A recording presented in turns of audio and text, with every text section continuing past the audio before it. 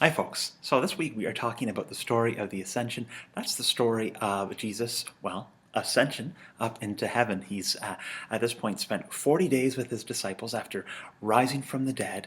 And then at one point he gets into a conversation with them and they ask him, well, Jesus, how are we going to know when your kingdom has completely come about in this world? And he says, it's not for you guys to know the times or the places, but here's the deal. You get to be filled with the Holy Spirit, which is going to be a really great experience, but that's also going to lead you to witness or share what has been going on in our lives together as a community with Jesus and his disciples and all the amazing things that he has done and the miraculous giving of life that has taken place through him. They get to share that with the entire world, and that's where that word witnessing comes from. And then after that, Jesus ascends up into heaven, and they start their lives as a community of faith in prayer and in the sharing of all kinds of good things. We've been talking a little bit about that over the last few weeks.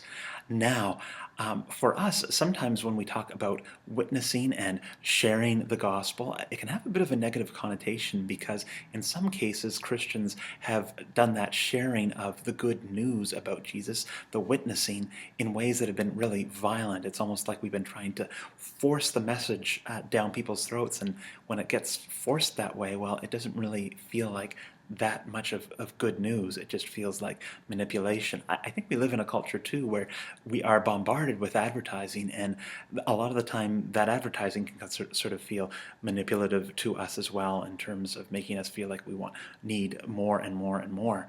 Now, I'm not saying that all advertising is bad, and you know what, we even do that in the church, where it goes from our chicken barbecue to our garage sale.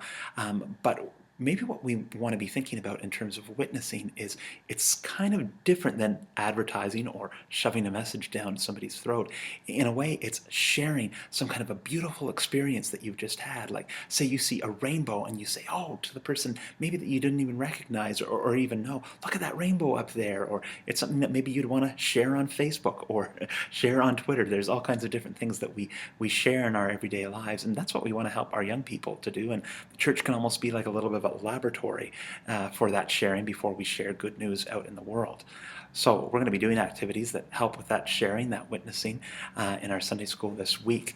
So have a look at the curriculum. We're looking forward to seeing you folks on Sunday, and God bless.